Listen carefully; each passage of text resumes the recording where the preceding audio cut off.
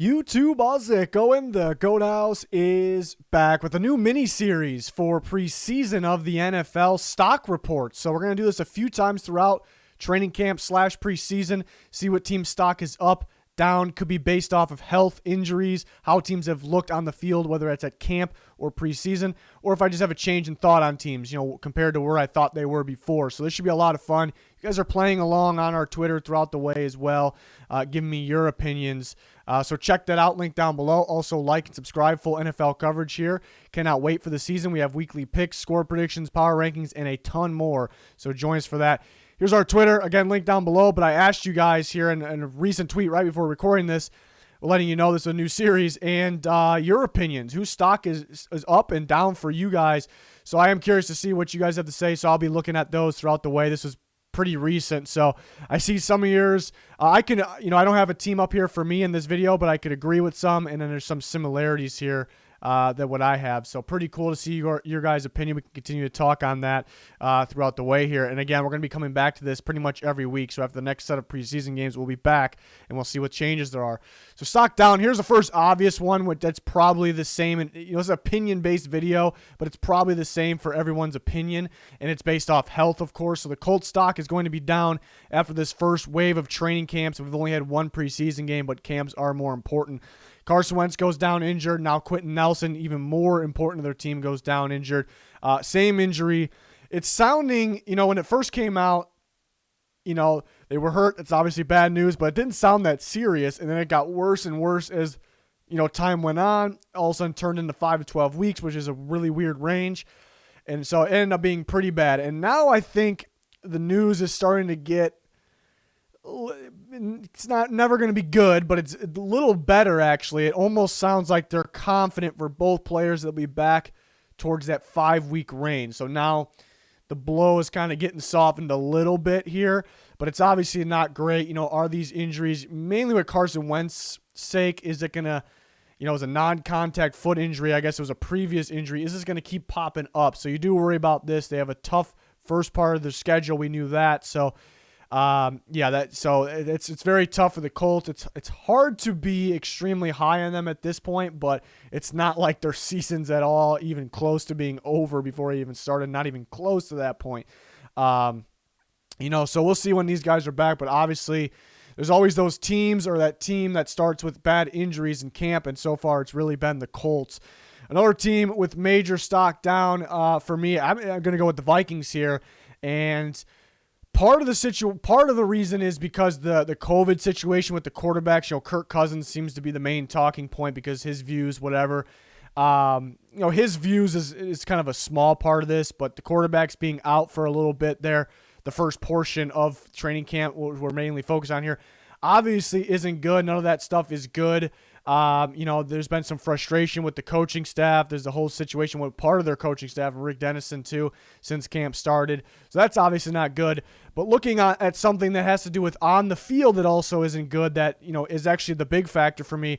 Look at their offensive line, arguably the worst in football last year. Something they needed to do was improve their offensive line this offseason, and it felt like they did that. They got better on the offensive line. I guess the question was, did they get better for this year, or was more of a future move? That was kind of was up in the air.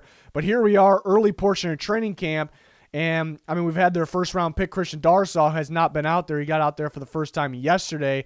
So that hasn't really sounded good. At least he's out there now. And they've been moving guys around rapidly because guys have been sitting out. Wyatt Davis, their third round pick, who's projected to start, was sitting out some time too. And they've been trying a guy here, there, here. The only thing set is pretty much Brian O'Neill at right tackle, maybe Bradbury at center. It just sounds like, on paper and on the idea of the Vikings offensive line, it's supposed to be better, heading in the right path.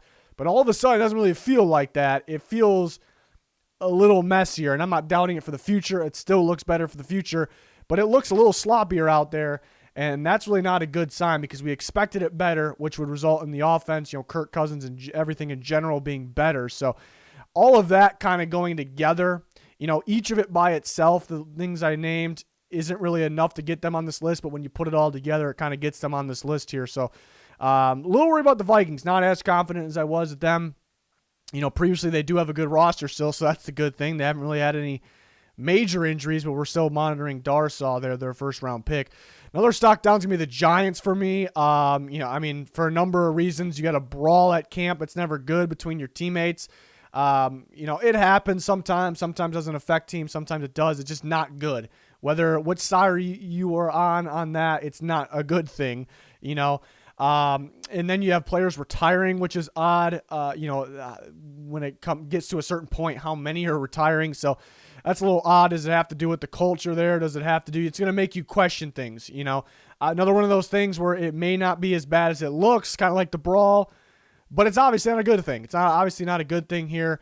So you kind of question, some things there. And then you have Kenny Golladay, who is hurt, again, extremely talented. I'm very high on his skill set, but the minor injuries keep popping up, and they seem to be nagging, dragging. They keep holding him out for a certain time. Here's another minor injury that pops up, and they keep saying it's kind of minor. He's only going to miss 2 to 3 weeks, which that's before the season start.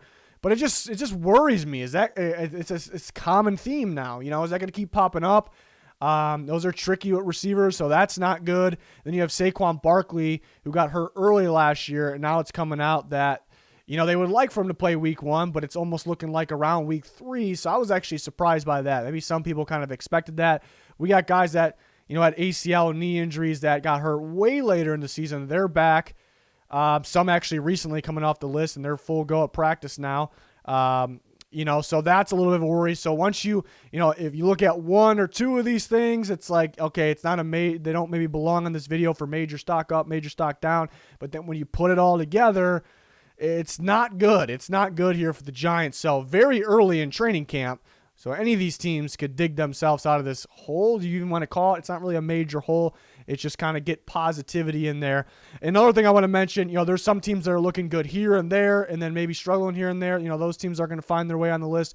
As a whole, is it a major up or major down? So that's what makes your way on this list here. Another one's going to be the Rams. Maybe not as far down as the other teams. The Rams are going to be a very good team. I think highly of them. So let's get that out of the way first. But stock's got to be a little bit down here because, right when they got Stafford, I was like, okay, they got better at quarterback, but I wasn't really too thrilled. If you remember, I probably talked about it a ton on Twitter. I talked about it here. Wasn't really thrilled because Stafford hasn't really been the small part. Stafford hasn't really been a big winner, but, the bigger picture, he hasn't really been able to finish seasons healthy, whether he's on the field or not, and that resulted in not being able to win down the stretch, get to the playoffs, and the Lions struggling. Another reason with the Lions, we had some bad teams. But that kind of stuck in my head. I'm like, is this really, it's going to be a fail if he keeps getting hurt down the stretch of the season. But I start, I love the fit. Stafford's a great player. So I start, the Rams could be a Super Bowl team, and they still can be. But now it pops up that Stafford, again, hurt his thumb that he had surgery on. Nobody's really hitting the quarterback too much. It just happens after a throw or, whatever it is. If he's tucking, even if it's, slight hit in the pocket, whatever it is, that creates, a past injury to kind of spark up again. Again, it's not major. It's not holding him out. He's going to miss no time here. But it's concerning, that just pops up, that easy again. So it scares me a little bit. I'm a little more scared. And on top of the Cam Akers got hurt before, full go training camp started. So I don't know if that really factors into this, but adding more of what was already there in my mind about Stafford, a little bit of an injury concern there. It's never a major, like he's going to tear this, he's going to be out for a long time. It's never that, but, those things scare me a little bit. But at the end of the day, it's still going to be a really good team. I'm a little more scared to believe fully in the Rams now, I guess what it is, which is unfortunate. And some teams that are kind of borderline, do I put them in this video because they have to be a clear down or clear up to me to make this video? They're very borderline, so I threw them in here and slightly down. It's mainly because their quarterback positions right now, maybe a little more factoring in for the Bengals. The Bengals are so close to being a major stock down because we see the first full padded practice day. Joe Burrow, from reports, did not look right. Almost looked like he's playing a little scared, playing like he's constantly under pressure. Is that because the injury? Is that because he was constantly under pressure last year? Is it a mixture of both? Probably a mixture of both, and it being the first time full pads that he was at practice. And that's why it's not full concern, fully stocked down because, maybe got to work the rust off a little bit. So we kind of give him the benefit of the doubt here. Maybe you're not doubting it at all, really, but I think you get my point. Also, the offensive line still doesn't look good, which really isn't a surprise. Their stock, does it go down because of that? Kind of where it's already been. So it's something to monitor here. And then something to monitor is the quarterback situation with the Cowboys. Dak Prescott has now a shoulder injury. You start to worry about his ankle. That pops up. You gave him this big contract. Can he play this full year after that gruesome ankle injury? I wasn't really worried about it. It's not something that happens again. You kind of just worry if it's going to get in his head. I wasn't really worried about it. Now they got the shoulder injury popping up, and it came out yesterday that it turns out it's more of a baseball injury, what pitchers get, or players that throw them from the outfield too much, too often, too awkwardly. So that's obviously not good, because baseball injuries like that, when it has to do with throwing, really affect those players long term. And then the fact that the Cowboys are confused by it. They're talking to the Texas Rangers about it, that staff. The fact that they're a little confused about it has me a little confused about it, you guys out there. So it's not a good thing. I don't want to overreact and say, oh my God, he's done. He's not going to, he's going to keep getting hurt. Not the case. They're confident he's going to be ready by week 1. That's good. But it sticks in your mind. It's a little scary. And that was kind of I predicted the Cowboys to be a very good team last year. Why? Because I thought their offense was going to be elite, very, very good. Why wasn't it? Dak Prescott got hurt very early. Lil Collins didn't take a snap. Tyron Smith barely took any snaps. Those are 3 major pieces there. So going into this year, again, they could be very dangerous. They could be very good, but you worry about the health. And we're kind of adding to that more towards the side of worrying about the health. Now with Dak Prescott's shoulder, it's obviously not a good thing. If Dak goes down, the Cowboys they're done. Not saying they're going to be the worst team. It's similar to last year, and they don't have Andy Dalton backing up. A little more of a disastrous backup situation as well. And again, I'm not saying Dak's going to get hurt. He's going to miss games. Not really saying that. You just worry a little more. So these teams are kind of really on the fringe. Again, there's other teams out there that are probably slightly down in units or positions or players, but then they're up somewhere else. So those teams really don't belong in this video. We know which teams. We talk a lot on Twitter, who's looking good where, which players are looking good. It's really not this video, though. Stock up. I got 3 teams. 49ers, which I guess is a debatable one, perhaps, depending on who they're going at quarterback, because early training camp, we are early, but early part of training camp, Garoppolo not looking good. Not looking good, throwing interceptions, very much off target. It's just not looking good there from the passing perspective of that offense. So that's not good, because Shanahan keeps saying that he's the guy, so that would obviously mean maybe the offense, maybe this team's stocked down a little bit. But then Trey Lance is looking really good with the 2s. They're throwing him in with the 1s, and he's looking really good, further along than when you would expect a rookie. And it seems to be clicking all together. So that's a good sign. I've heard Jimmy Garoppolo started to pick it up a little bit too. But the competition is getting more out of him. Remember, he's coming off of being hurt too, so maybe just knocking the rust off after the first few days. Very possible. But it's totally different quarterbacks. Almost feels like different systems, different play calls depending on which quarterback is in, and they're looking pretty smooth, making those adjustments. That's fantastic. Another thing, defensive line, I keep hearing great things, looking great. It's kind of giving them flashbacks of the defensive line for that Super Bowl run year, which is a huge reason, maybe the biggest reason, but other reasons as well, but why they made that Super Bowl, why they were as good as they were. And another thing, they're pretty healthy right now. They had a couple injuries to key rotation players, maybe key depth players, way earlier than training camp. So it's like, oh God, here we go. It's starting already. And it's a team just based off the past, based off their luck or the unlucky, how unlucky they were. It's almost a team, you hate to say it, but you almost expect them to have players injured. You absolutely hate to say that, think that. And they've been, knock on wood if you're with me, and there's actually a wood table, not even kidding. They've been pretty healthy. They have been healthy. So they haven't really been that team. The Colts have been that team, and there's other injuries that have popped up throughout the league. Hasn't really been the Niners. Again, hopefully you're knocking on wood over there.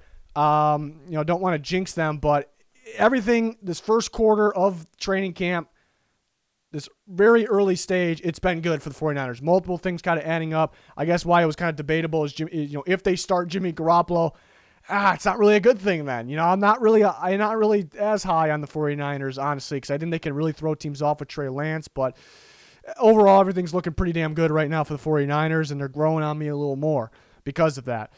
Next, let's go with the Jets. The Jets, you start to worry heading into training camp that Zach Wilson wasn't going to get signed. Like, what the hell's going on? Are they going to have to go through training camp without their second overall pick, their first-round pick, Zach Wilson, the key to their team here? And they get him signed. They get him signed, thankfully, right away. They have 1 day of practice without him. The first day, no pads, obviously. They get him in there. That's fantastic. Keep hearing great things about him, his ability to throw the ball downfield, throw the ball on the run, on the move, in different unique ways. Things that we kind of knew he can do, but it's great that he steps into an NFL training camp and right away he's doing it. And it's looking good with the collection of receivers they have. The offensive line is looking improved like we expect it to be. They like the long list of running backs that they have. I've heard good reports on those guys, younger guys like Michael Carter. I've heard that. You kind of get the feeling they're going to throw teams off because, is this a team that wants to pound the ball to wear you out, kind of like the Niners, the coaching tree, is it similar? Or is it a team that's going to throw spread looks at us and just air the ball deep downfield and just throw everything at us? High tempo, like what are we, it kind of feels like that they might create some problems, especially early in the season for teams. You just don't know how to game plan for that. That's a good sign. Defensive line and the pass rush that they'll be able to get is kind of growing on me a little bit, and that results in maybe not the corner group, which is probably the weakest in football on paper, but what I said, it results on it not being as much of a scare. On top of that, the secondary as a whole is actually solid because of the safety. So there's just a lot of positivity I'm gathering from, at least in my head, from the Jets training camp, and I guess the idea of them for this season. They could definitely be a very, very, very sneaky team because of that. They're not going to go out there and win the Super Bowl or anything like that, but we'll see what they got for us. This team I'm definitely excited to watch. And then one more, we had 3 big winners, I guess, stock up for this almost too early portion of training camp / preseason. I'm going to go with the Packers here. They get Aaron Rodgers back, and is that even like big news? Is that big enough news to? I mean, it's good news that he's going to be playing for the Packers this year, the former MVP, the reigning MVP here. It's obviously good news, but you're going to get him back, but you guys almost kind of get the feeling, is it going to be for 1 year? I think they've done a good job of not, letting us know that's the case. You kind of get the feeling, and I think that kind of goes into another part of why their stock is kind of up. You kind of questioned maybe the chemistry a little bit. Not everybody, but you kind of wonder, Rodgers, not happy with the team. He doesn't want to be there. How's that going to affect everyone else, the players, the chemistry? But I don't think it's affected at all. It seems they seem to have a strong group, strong chemistry there. It's almost like at this point it's really like nothing happened, and that's a big reason why they're up here, because they're just going to go out there and play ball. It feels like there's no going out there and we got to do this or Rodgers. If not, Rodgers is leaving. It doesn't really feel that way, which we thought we may feel that way, or some thought he wouldn't even be playing. So that's fantastic. They add Randall Cobb during this time. Keep Rodgers happy. That's fantastic. I've heard only good things about at camp, how the team looks, how the offense looks, how Rodgers looks. I guess, what he's doing is just at least a repeat of last year, which is, a lot of people, it's kind of hard to believe. Can he do that again or better? And it's you can't base everything off this, but it looks that way, that he very, very much so can do that, repeat that. So, so I guess everything being good with Rodgers and the chemistry of the team kind of makes me believe in the Packers a little more, because before it was like they're a contender, but can they get over that hump of the NFC Championship game when there's problems between their player, their best player, the team, can they get over that hump? But now I feel a little more comfortable with that. And I think the idea of their defense is growing on me. There's been some hiccups, some struggles with their defense in the past, but I definitely think it could be better this year as well. So it's just kind of just growing on me with everything that's going on with the Packers, and everything seems to be okay for now. So we'll see. We still got the actual week 1 of preseason coming up, so that'll play a big part in the rest of training camp. Training camp a little more important, at least for me. The practices are a little more important than the preseason games, but all important for sure. But we can keep coming back to this video, this exercise, and see whose stock will be up, who will be down, if some of these teams on the lower end, if they can get it back up, get back to neutral. So I'm really excited about this idea here for the rest of preseason to see what's going on. And this kind of will play a part to my final predictions, because if I'm feeling better about a contender or feeling less about a contender, that could affect my playoff predictions, of course. So, we will see what happens in the rest of this preseason here. A lot to come. We have you covered as that happens on our Twitter. You guys are talking about your stock up, downs, and a lot more on there as well. You guys will have a say on who you're picking for each game during the year, and that'll be involved in the Pick'ems videos that I cannot wait for, my favorite videos on the channel. So, good reason to follow that Twitter. Link down below. Smash the like button. Subscribe while you're at it. That's going to do it for this one. Thanks for watching. Goodbye.